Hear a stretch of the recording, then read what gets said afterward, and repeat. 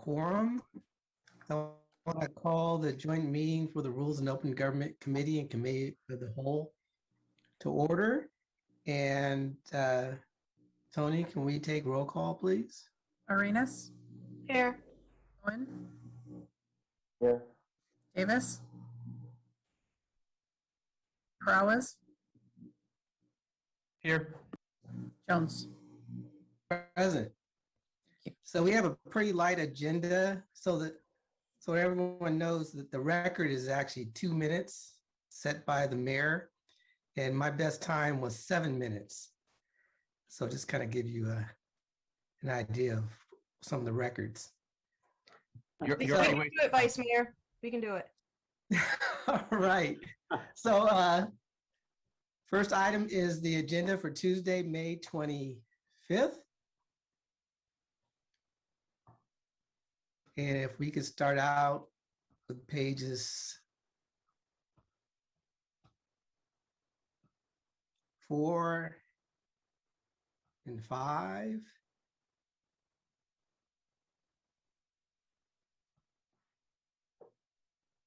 6 and 7.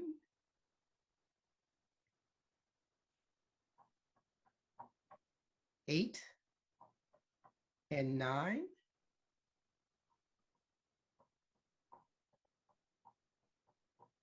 10 and 11.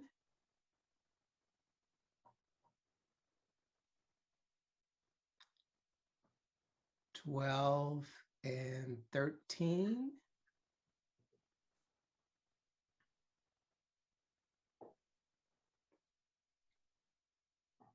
14 and 15.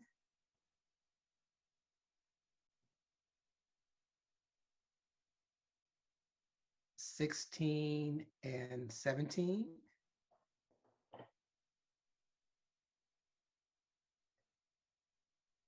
18 and 19.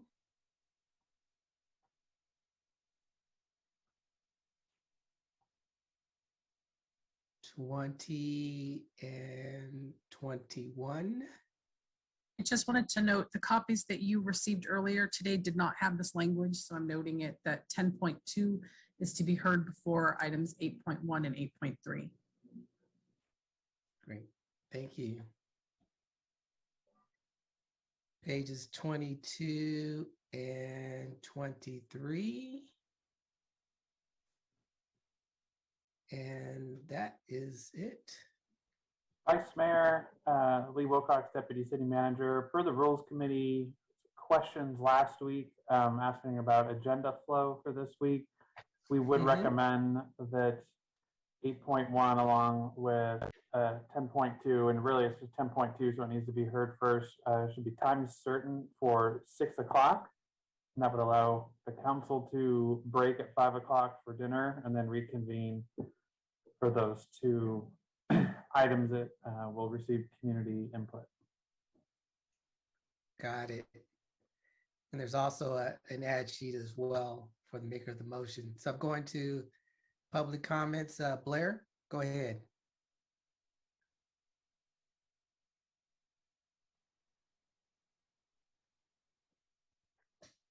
Hi, thank you. Blair Beekman here after a long council session last night. Hi to everybody. There are two items that were of interest to me on this May 25th agenda. One is bridge work over the Coyote Creek Trail. I thought I would mention with surveillance and technology needs for this project, if there are any, a reminder of the work of Davis, the city of Davis. They have a wildlife trail surveillance and technology ordinance ideas that are really interesting and open and helpful. And with the other issue about the Berryessa agreements between yourselves and the VTA about the Berryessa BART station, you know, there is 60 plus ShotSpotter eavesdropper technology speakers that align the entire Berryessa BART station. I find that pretty dismal in this era of working towards reimagine and equity. And I really think we can bring, you try to make it artistic and architecturally a part of the train station, but I think we can bring that 60 plus speakers down to 5, 10, or 15. And I've been saying it to PTA for months now. I really hope you work on the issue. And how the various BART station is going to be related to any future flea market development. I really hope that you take in vendor comment on how the future direction of what the development should look like. And it shouldn't just be a national security state that I feel you're building it as. It should be a real organic feeling of the old flea market. Hopefully you can keep the old flea market, but if you can't, it should really have that feeling and really work with the vendors towards that goal. And good luck in those efforts of bringing everyone together in on the process. Thank you. Thank you. Bringing it back to the committee. If I can get a motion with the start time of 6 p.m. for items 8.1 combined with 10.2. Move to approve the agenda. I'm sorry. Move to approve the agenda with the ad sheet and the time certain for the downtown west items. Hi, this is Tony Tabor, City Clerk. Is that a not to be heard before 6 or a time certain of 6? Time certain, that's my understanding. Lee, is that correct? That is what we would recommend, yes. Second. Thank you. To vote, Arenas, Yes. Cohen, Aye. Davis, Yes. Peralez, Yes. Jones. Aye. Thank you.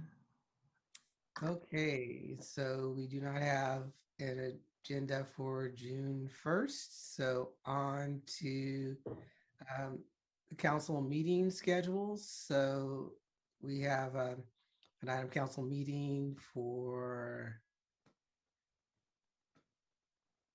a schedule of a study session scheduled for August 2021 to June 2022. And I don't see any public speakers, so bringing it back to the committee. Move approval. Second. Second. All right, it's been moved and seconded. Tony? Arenas, Yes. Cohen, Aye. Davis, Aye. Peralez, Yes. Jones. Aye. Thank you. Okay, on to the public record. We have 2 public speakers. Go ahead, Blair.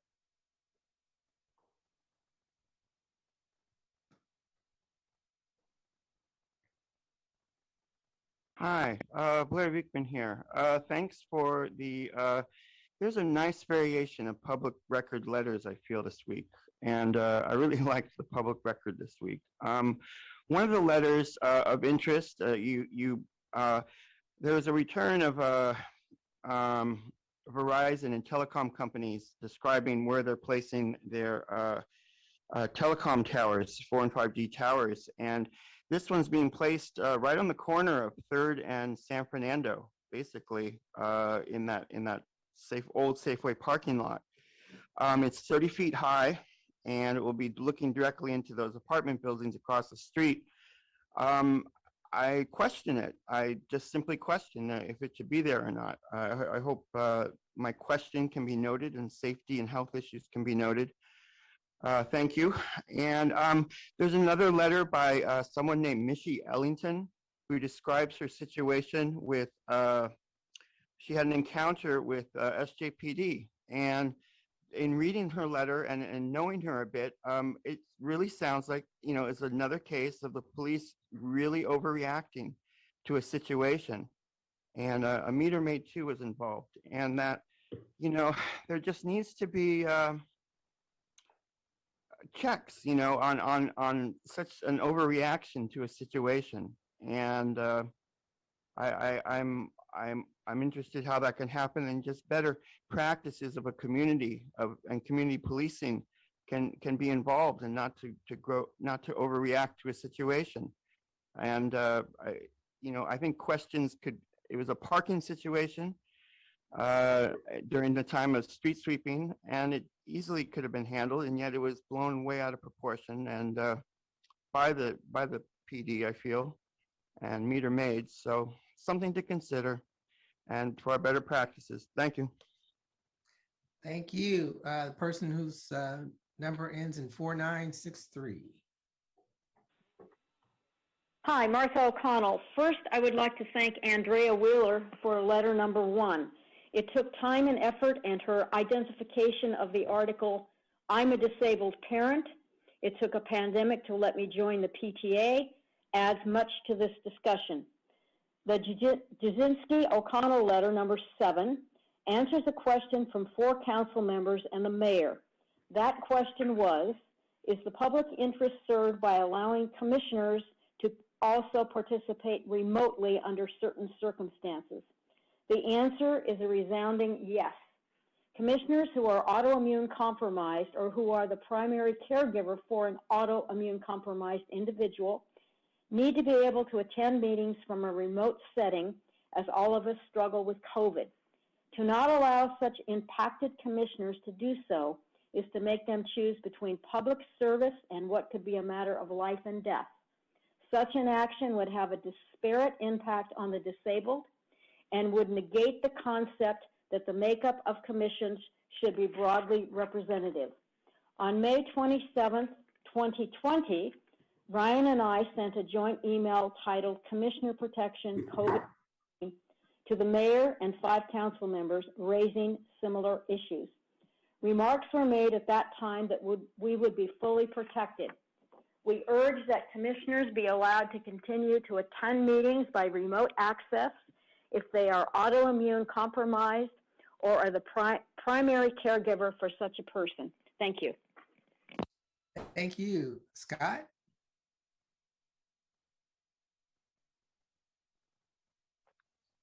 Great. Thank you, everybody. Scott Largent. I just noticed the meeting kind of just popped up on my phone.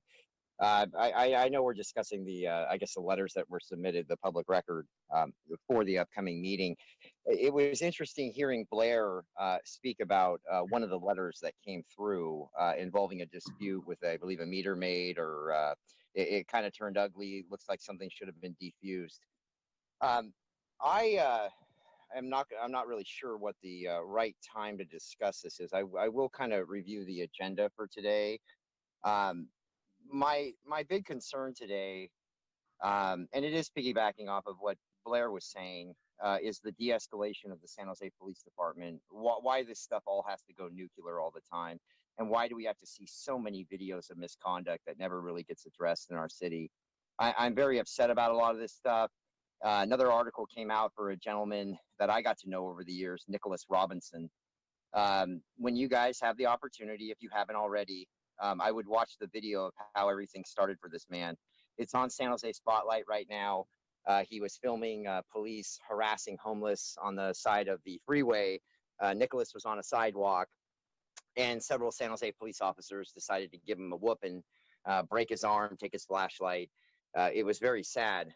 You guys have railroaded this man. You have done horrible things to him. The POA has gotten restraining orders. The city's gotten restraining orders. You guys need to start getting out your checkbook, because watching that video is disgusting. And you guys pretty much put that man out into the street. You tried to take his security guard card, have that revoked. You guys put him out, and it's time to make that man whole again. It's disgusting what you did. All the upper brass knew about what was going on. It was discussed. I even discussed this stuff even with Chief Pumpkinhead about Nicholas. It's just shocking to watch this video today. That video is cut and dry what happened to that man. Do the right thing, protect our community, and stop these officers from doing this stuff. Thank you. Thank you. Andrea?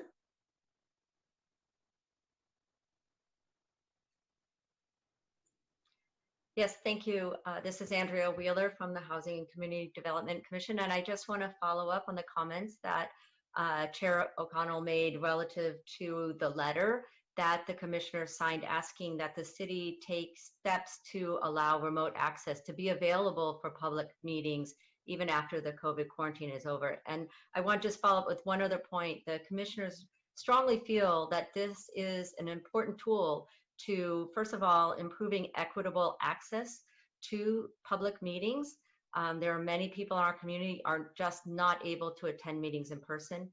And we also think it can be a good tool to try to improve the diversity of participation in the meetings and commissioners. We struggle to really have a diverse representation on our commissions, and being required to attend in person is one of the barriers to that. So we ask that the City Council support, especially at the state level, the actions that are needed to allow remote access to public meetings to continue. Thank you. Thank you. Bringing it back to the committee, if I can get a motion, please. Motion to approve. File.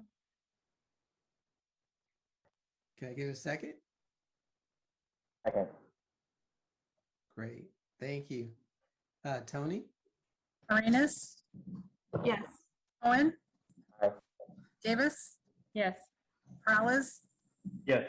Jones. Yes. Okay, on to the consent calendar, and I don't see any hands raised for the public, so I'm going to bring it back to the committee. Move approval. Second. All right, it's been moved and seconded. Tony? Arenas, Yes. Cohen, Aye. thank you. Davis, Yes. Peralez, Yes. Jones. Yes. All right, on to open forum. And I see Blair, you have your hand raised.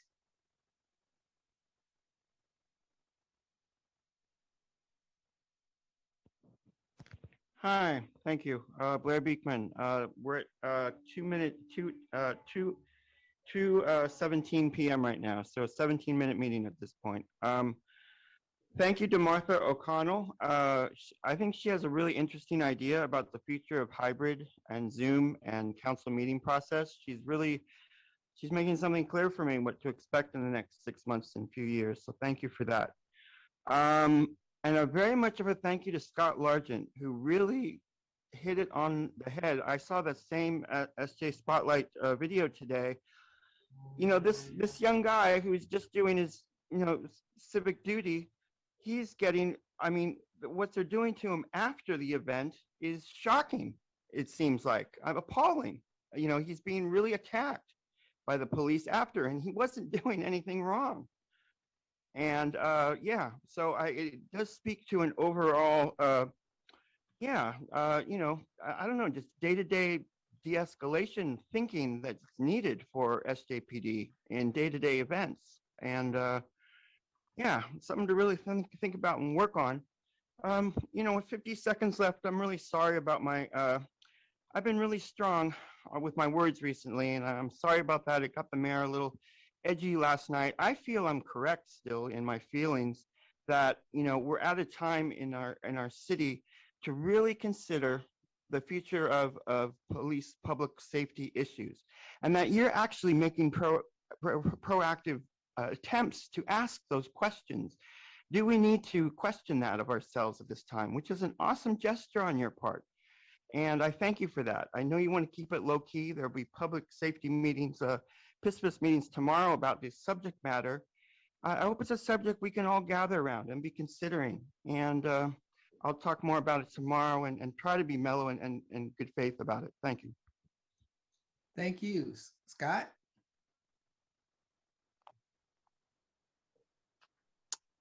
Great. Can everybody hear me? Loud and clear. Okay, great. Thank you. Now, back to the Nicholas Robinson article and video that's out there. Nicholas came to me years ago. He sent me a couple of messages on my YouTube channel, and I don't put too much stuff up there. I don't have too many people that follow it. I try to keep it more on the down low. When people come to me with issues with the police department or the city or law enforcement agencies, I try to get both sides of the story. I'll go down to the Hall of Justice. I'll pull their criminal file. I'll look to see, maybe there's behavioral health issues, mental health issues. Have they been in Manly's courtroom? All of the above. Nicholas Robinson does have issues. Okay. He does have a learning disability. There are things in play right here. But he did not deserve to get beat by a San Jose police officer over having a flashlight, standing on a sidewalk right there, and wondering what they were doing. Now, when we dig a little deeper into what that call for service was actually about, that's when it starts to get even more shocking. I'm glad Nicholas was there. It's sad that not you guys didn't directly do it yourselves, but it's sad that San Jose PD has to react like that. Last night, I started reviewing more video footage that I had from the George Floyd protest, and I wish I would have gone through more of this stuff back in the day. I'm just getting officer after officer intimidating the public, running their mouths. I mean, it's just shocking, some of this stuff. The way they're aiming the hand cannons right at people's faces as they're walking by. It's just like a bad high school movie. They're like the jocks that just beat everybody up in the locker room. It's sad. You guys aren't going to do anything about it. And this Nicholas Robinson thing is this is probably going to make national news. San Jose police officer broke a guy's arm for filming cops harassing the homeless on the side of the freeway. Unacceptable, guys. Start doing work. Get this right. Thank you. Sandra?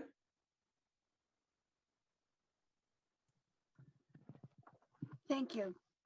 I want to especially thank the city manager and the housing staff for removing from the city website the Biased Dwelling Podcast 2 on opportunity housing, which is actually the elimination of single-family zoning citywide.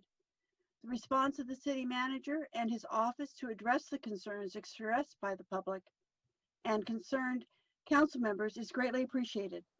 I know that several of us appreciate this corrective action and are looking for additional improvements in city staff providing unbiased and fact-driven data on this subject. Thank you so much for listening to our concerns. Thank you so much for taking action. It has restored our faith that you are listening. Thank you so much. And thank you. Mike? Go ahead, Mike. Hi, council members. I'm returning from last night. My name is Mike Sparborough, and I'm an 8th grade teacher of amazing 8th grade students. And we've been learning a lot about the Constitution and the process within. And I'm here representing our school, our District 14, the city and the nation on behalf of de-escalation tactics and lethal force tactics for police officers. However, I'm not going to speak because I have 2 amazing representatives here today to speak to you and to present their points. They're 2 of the 8th grade students from Luther Burbank. So I'm going to, now that I've paved the way, I'm going to defer to them. They'll be raising their hands soon. I just wanted to go ahead and say thank you again, council. And I look forward to their comments, and hopefully we can make a change hearing the voices of the future and these 2 wonderful ladies that we're going to hear from momentarily. Thank you. And I'm looking forward to it. Hopefully, Jaslyn, you're up next. Hopefully you got your latest update of Zoom. So go ahead. Hello, can you hear me? Loud and clear. Okay. My name is Jaslyn Bonacorso. I am a 8th grade student at Luther Burbank. I am in support of the expansion of the IPA power to ask question. In addition to, I would really love to talk about lethal force protocol.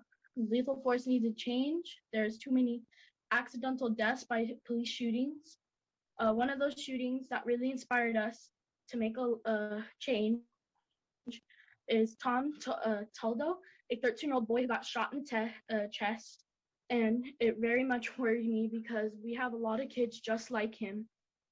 And it's scary to think that a normal boy like him could just get shot with his hands up, not doing a thing.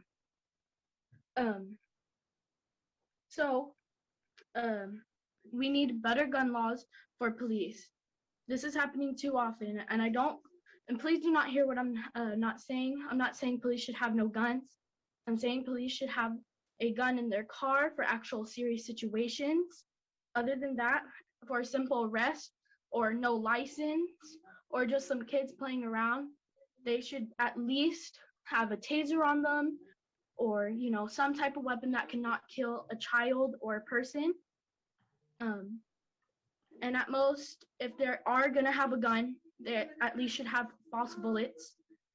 And that's all I have to say. Thank you. That's basically all about lethal force protocol. Thank you, Jaslyn. You did a good job. Herrera? Can you hear me? Loud and clear. Okay. So, hi, my name's Marissa, and I'm an 8th grade student at Luther Burbank, and I would like to talk about the de-escalation protocol and how we can make it better. I mean, there's just too many deaths from police brutality, and here's a case about George Floyd and how he died at 46. Basically, he allegedly tried to use a counterfeit $20 bill, and he was handcuffed to the ground with Officer Derek Chauvin's knee placed on his neck for 9 minutes, saying, "I can't breathe," and then he died. Officer Derek Chauvin could have talked to him like a normal human would, but instead he did that. And another case that could have been talked out is the Stephen Clark case, and he died at age 22 because he was in his grandmother's backyard and some police officers mistaken his phone for a gun, then proceeded to shoot him 20 times. I know that if we continue to ignore this problem, then many innocent people will die. And that's basically all I had to say. Thank you. You also did a good job as well. So Mike, you should be proud of your students. And we have one more call-in user 1.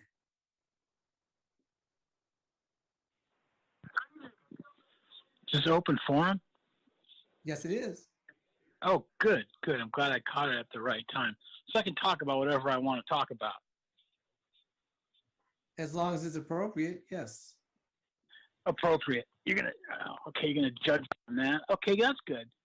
All right. Well, this is regarding the homeless shelters that they want to build in District 9. I vote no, and I'll tell you why. Because Pam Foley wants to make sure that the homeless people have their possessions housed, and I understand that. But at the same time, she could care less if someone has to take down a shed that's been there for 50 years, or worse yet, a flagpole flying the American flag that's too high. But she wants homeless people who don't pay property taxes, who are in a bad spot, to they can house their stuff for free, but you can build a shed in your backyard and have to remove it. Now, for the people who have to remove their sheds, if they don't do it, they get a $250 a day fine, I believe, which she did not honor. She did not give help anyone get a grace period or try to work anything out with this particular resident. And I find it really weird that she wants this to happen. Secondly, there's supposed to be showers and cooking facilities. Fantastic. But they better be green, right? They better be green. They better not be gas, natural gas or anything like that. It better be electricity or solar, right? So that's what I have to say. I hope this is appropriate because I don't want to hurt anybody's feelings, okay? And when I call in, it's to push back on people because I'm a disruptor, okay? So you get that pushback, disruptor? Are you following me? Okay? That's what I have to say. And I think that Pam Foley is misguided. You know what? I'm going to call her homeless encampment Pam's Folly. That's what it's.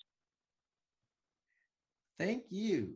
All right. That is it. Meeting is adjourned.